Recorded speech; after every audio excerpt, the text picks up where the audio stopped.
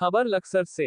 लक्सर संगम palace में all India पत्रकार एकता association का सम्मान समारोह आयोजित किया गया, जिसमें 2 दर्जन से अधिक राज्यों के पत्रकारों ने भाग लिया। इस मौके पर सभी पत्रकारों को बोलने और अपने संबोधन को रखने का समय दिया गया और हौसला अफजाई की गई। इस मौके पर मुख्य अतिथि के रूम में पहुंचे आम आदमी पार्टी के आजाद अली प्रदेश उपाध्यक्ष एवं उनके साथ में कई अतिथि आए, जहां सभी का फूल मालाओं से स्वागत किया गया। इस मौके पर प्रोग्राम में पहुंचे बिहार के पश्चिम चंपारण जिला बेतिया से जिला अध्यक्ष तनवीर आलम और उनके साथ में आफ्ताब रोशन, जिला मीडिया प्रभारी एवं मोहम्मद असलम भी इस प्रोग्राम में शिरकत के लिए पहुंचे, जहां उनका फूल मालाओं से स्वागत किया गया तथा मुरादाबाद, बिजनौर, मुजफ्फरनगर आदि जिलों से काफी संख्या में पत्रकारों ने भाग लिया, जहां सभी पत्रकारों का चिन्ह देकर एवं सम्मान पत्र देकर सम्मानित किया गया। इस मौके पर मुख्य अतिथि आजाद अली ने पत्रकारों को संबोधित करते हुए कहा कि पत्रकारों की आवाज उठाने का काम किया जाएगा और हम मांग करेंगे कि पत्रकारों को चिकित्सा एवं शिक्षा तथा पेंशन और दुर्घटना के समय उसके परिवार और बच्चों को कम से कम 50,000 रुपए का मुआवजा मिलना चाहिए तथा इसको लेकर प्रस्ताव भी पास किया गया, जिस पर सभी पत्रकारों ने सहमति दिखाते हुए कहा कि जल्द से जल्द ये सरकार के टेबल पर रखे जाएं और पत्रकारों को सुविधा सरकार द्वारा दी जाए। इस मौके पर यह भी कहा, कोरोना काल में जहां पर शासन ने अपनी ड्यूटी को निभाया, वही पत्रकारों ने भी अपनी जान पर खेलते हुए खबर दिखाने का काम किया, लेकिन सरकार की ओर से पत्रकार का कोई सम्मान नहीं किया गया, जिसको लेकर दुख प्रकट किया गया और सरकार से मांग की गई है कि पत्रकारों के लिए बस किराया एवं रेल में सुविधा, रेल टिकट और हवाई जहाज में सुविधा और टिकट तथा स्वास्थ्य, शिक्षा आदि उनके बच्चों को मिलनी चाहिए, ताकि जनता की आवाज को सरकार तक पहुंचाने वाला पत्रकार, ताकि उसकी हौसला अफजाई की जा सके। इस मौके पर राष्ट्रीय अध्यक्ष दिलशाद अली ने सभी पत्रकार भाइयों का आश्वासन दिया कि इन प्रस्ताव को जल्दी ही उत्तराखंड सरकार एवं केंद्र सरकार को भेजा जाएगा। इस मौके पर सैकड़ों पत्रकार उपस्थित रहे। रिपोर्ट दिलशाद अली।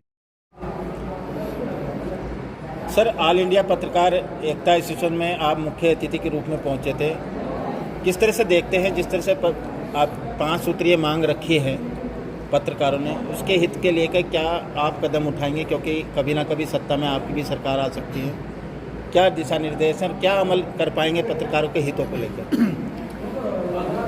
आज जिला हरिद्वार में ऑल इंडिया पत्रकार एकता एसोसिएशन के बैनर तले देश के कई राज्यों से आए हुए कई सारे पत्रकार साथी यहाँ आज के इस कार्यक्रम में सम्मिलित हुए और बहुत सुंदर और बहुत अच्छा कार्यक्रम आयोजित हुआ, जिसके लिए मैं एसोसिएशन की तमाम कमेटी को और इसके राष्ट्रीय अध्यक्ष दिलशाद जी को पहले तो बहुत बहुत धन्यवाद और इस सफल कार्यक्रम के लिए बधाई देता हूँ।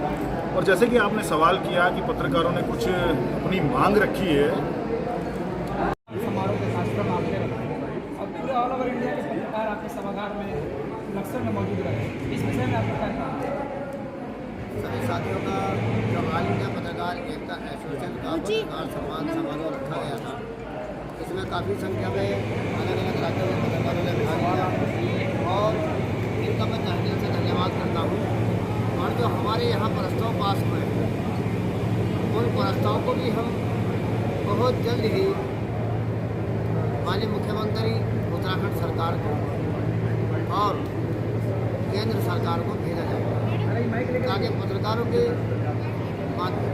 जो मांगे हैं ये केंद्र सरकार द्वारा पूरी कराई जा सके और राज्य सरकार पत्रकारों को उसका लाभ दे सके।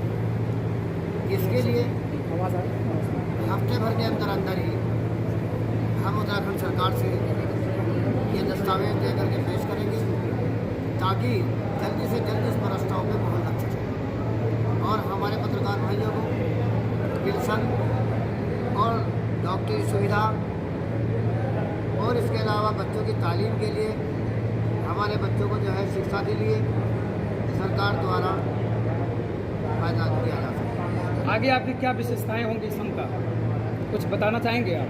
हम बताना, सबसे पहली बात तो ये है कि हम अपने पत्रकार भाइयों से निवेदन करते हैं कि जो हमारा सूचना का लेटर होता है जो संस्थान द्वारा दिया जाता है, पहले सभी साथी वो लेटर हमारे पास जमा करें, ताकि हम इन प्रस्ताव पर लगा करके केंद्र और राज्य सरकार को अपनी मांगों को भेज सकें। आपको क्या लगता है कि ऐसी सरकार में आपकी मांग पूरी होगी? अरे हमारी मांग तो पहले भी पूरी हुई है। जब से 2 साल पहले हम लोगों ने मांग की थी, उत्तराखंड सरकार ने हमें सीमित दिया था और वो मान्यता हमारी पूरी हो गई थी हमारी मांगे।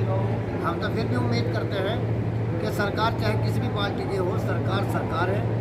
हम सबसे मिलते हैं और सभी सरकारें काम करती हैं। रही बात ये कि मान लो अगर हमारी 11 शर्तें हैं, तो 11 शर्तें अगर पूरी नहीं होती तो 4 या 5 तो हमारी पूरी हो ही जाती है। कहीं ना कहीं हमारे पत्रकारों को लाभ तो मिल ही जाता है, इतना ही लाभ काफ़ी है। आगे आपकी क्या रणनीति होगी? आगे की रणनीति बस यही है कि पत्रकार महोदय प्लेटफार्म पर आकर के काम करते रहें और मिलजुल के चलते रहें। बड़े से बड़े चट्टान को भी हम ख़त्म कर सकते हैं और आने वाली दिक्कतों को दूर कर सकते हैं। अगर आप पिछड़े रहोगे ऐसे ही, तभी पिछड़े रहोगे ऐसे ही और एक मंच में नहीं आओगे तो आपकी ज़िंदगी दुखों में गुजरेगी। इसलिए मैं आप लोगों से निवेदन करता हूं कि ऑल इंडिया पत्रकार एकता मात्र एक ऐसा संगठन है जो पूरे भारत के अंदर जो है सबसे पहले नंबर पर काम कर रहा है। वैसे पत्रकारों के सैकड़ों संगठन है, मगर आज तक ऑल इंडिया पत्रकार एकता के सामने एक की भी दम नहीं है। आज 12 संगठनों का जो हमें समर्थन था, आप देख लो 12 के 12 समर्थन वाले सारे बोल ये बैठ गए। उन्हें तो पता था कि कोई डिसीजन ऐसा ना हो जाए, हमारी शान को गुस्ताखी हो जाए। आज इसका नंबर बढ़ जाएगा तो हमारा नंबर घट जाएगा, हो सके इस वजह से ना आए हो। सर एक सवाल है, जो ऑल इंडिया पत्रकार एसोसिएशन है, जो यूनियन है, क्या रजिस्टर्ड है? सरकार द्वारा रजिस्टर्ड है, राज्य से भी और केंद्र से भी। आप अगर अनपढ़ है तो आप पढ़े लिखे हो तो देख लीजिए, नंबर पड़ा हुआ है, सोचने की जरूरत ही नहीं है आप लोगों को। एक फोटोग्राफी कर लिया जाए हम लोग सबके साथ में। आइए आप लोग। केंद्र सरकार मीडिया को लेकर गंभीर नहीं है। बड़े संस्थान उनकी मुट्ठी में हैं और आज बड़े संस्थानों को मुट्ठी में होने से छोटे पत्रकारों का कहीं ना कहीं शोषण हो रहा है। तो इसके लिए तो ये केंद्र सरकार ही ऐसी योजनाओं को पारित कर सकती है। ऐसी मांगों को अगर केंद्र से संचालित किया जाए तो तमाम देश के पत्रकारों को उसका लाभ मिले। तो जैसे मैंने कहा, जिस दिन आम आदमी पार्टी सेंटर में सरकार बनाएगी, सेंटर में आम आदमी पार्टी की सरकार होगी, हम ये आपसे यहाँ से वादा करके जाते हैं कि पत्रकारों की जितनी समस्याएं हैं, इनके अलावा जो भी होगा उसको कराने का काम हम करेंगे। सोशल मीडिया पर यूट्यूबर्स हैं, उनको फर्जी पत्रकार कहा जा रहा है और मुख्यमंत्री जी का जो गृह है गोरखपुर में, वहाँ 9 पत्रकारों को अभी फर्जी बताकर उनके खिलाफ कार्रवाई करके उन्हें जेल भेज दिया गया। देखिए, आज की अगर हम बात करें, आज की सत्यता की अगर हम बात करते हैं जी, तो आज जो यूट्यूबर हैं जी, असल वही रह गए हैं।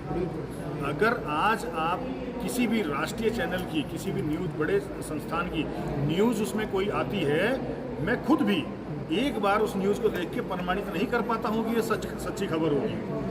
2-3 चैनल, 4-5 संस्थान पे जब तक वो ना चल जाए, यकीन नहीं होता कि ये मीडिया के जो न्यूज़ चैनल हैं क्या सच्ची खबर दिखा रहे हैं या झूठी दिखा रहे हैं। तो आज जो स्थिति है वो किसी से छुपी हुई नहीं है।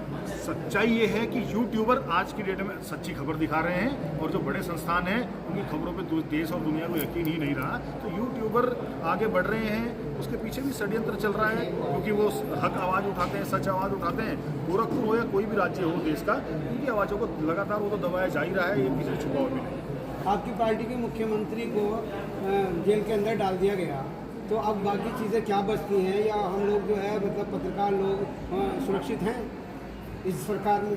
देखिए, ये आम आदमी पार्टी के मुख्यमंत्री को जेल में डालने का खाली विषय नहीं है। जी, ये बहुत बड़ा देश पे हमला हुआ है। 75 सालों से हमारा देश आज़ाद हो रखा है, लेकिन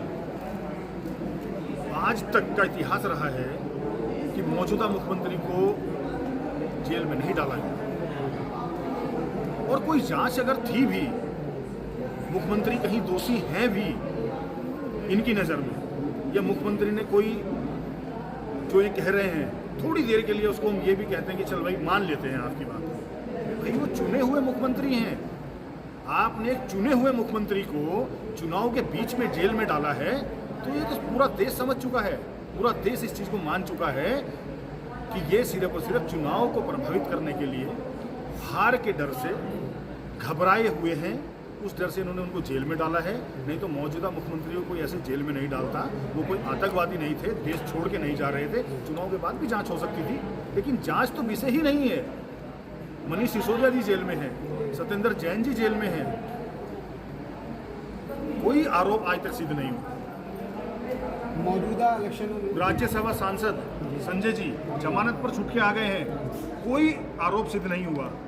तो ये सिर्फ और सिर्फ इनका डर है, इनको डर है कि केजरीवाल जी की जो नीतियाँ हैं, केजरीवाल जी जिन नीतियों पे काम कर रहे हैं वो देश को पसंद आ रही हैं, देश उनको स्वीकार कर रहा है। तो ये नहीं चाहते इस देश में कोई देश के लिए कुछ करे, ये सिर्फ चाहते हैं कि जो बड़े अरबपति पूंजीपति बड़े घराने हैं, 2-3 जो बड़े इन्होंने अपने साथ समकक्ष लोग जोड़े हैं, सिर्फ और सिर्फ उनका भला चाहते हैं। और लेकिन अब देश उसको बहुत अच्छे समझ चुका है। मैं आपके माध्यम से केंद्र की सरकार को, इन तानाशाही करने वालों को और देशवासियों को 2 अपील करना चाहता हूँ। मौजूदा सरकार जिस पैटर्न पे चल रही है, एक सीधी सी कहावत है, जो बोओगे वो काटोगे। और देशवासियों से मैं कहना चाहता हूँ, सर्वोपरि देश है और देश से बढ़कर कुछ नहीं है। तो वाकई में अगर देश हित में देशवासी चाहते हैं तो मौजूदा जो सिस्टम है, सिस्टम को बदलना पड़ेगा। और अभी उस सिस्टम को बदलने का एक पर्व चल रहा है, चुनाव चल रहा है। तो जो देशवासी देश हित में, देश प्रेमी हैं, देश हित में कुछ करना चाहते हैं, तो निश्चित वो इस बार वो कार्य करने वाले हैं कि जेल का जवाब वोट से। सर एक आखिरी सवाल है, सीबीआई जांच और ईडी की जांच से आप ही के पार्टी के मंत्री और जितने भी कार्यकर्ता बौखलाए हुए हैं और कहीं ना कहीं भाजपा का दामन भी थामा है, क्या कहेंगे? देखिए, हाथ कंगन को आरसी किया और पढ़े लिखे को फारसी किया, सीधी सी बात है भाई साहब। आज मीडिया को मोदी मीडिया ने कह के गोदी मीडिया कहा जा रहा है। अब क्या कारण हो सकता है? हम समझदार हैं। 2 ही कारण होते हैं, एक व्यक्तिगत लाभ और एक डर। तो आम आदमी पार्टी का जो कार्यकर्ता होगा व्यक्तिगत लाभ में तो जाएगा नहीं, लेकिन परिवार हर किसी क्या ईडी और सीबीआई जांच से बौखलाए हैं आम आदमी पार्टी के? नहीं है, मैं बता रहा हूँ। 2 ही कारण होते हैं, एक व्यक्तिगत लाभ और एक डर, जो आज पूरे देश की मीडिया का भी हाल हो रहा है। छोटे संस्थानों की बात नहीं कर रहा हूँ मैं, बड़े संस्थानों का हाल यही हो रखा है, या तो अपने व्यक्तिगत लाभ पूरे कर रहे हैं और या वो डरे हुए हैं। तो भाई सीधी सी बात है, आम आदमी पार्टी का जो कार्यकर्ता है वो व्यक्तिगत लाभ में नहीं जाएगा, लेकिन परिवार सबके हैं। इन लोगों के परिवार नहीं हैं, पूरा देश जानता है। लेकिन आम आदमी पार्टी के जो कार्यकर्ता हैं, जो हमारे नेता हैं, सबके परिवार हैं, डराया जा रहा है। तो बौखलाए हुए नहीं हैं। तो लेकिन ये डर बहुत ज़्यादा दिन नहीं चलने वाला और देश इसको समझ चुका है। इसी पर्व में, इसी चुनाव में जो रिजल्ट आएंगे, 4 जून को हम आपसे दोबारा बात करेंगे। जो रिजल्ट होगा देश का, वो इंडिया गठबंधन के पक्ष में होगा और इंडिया गठबंधन 400 पार जाने वाली है। तो ये नारा जो इनका है ये उल्टा पड़ने वाला है। अब की बार ये 100 के आसपास और गठबंधन 400।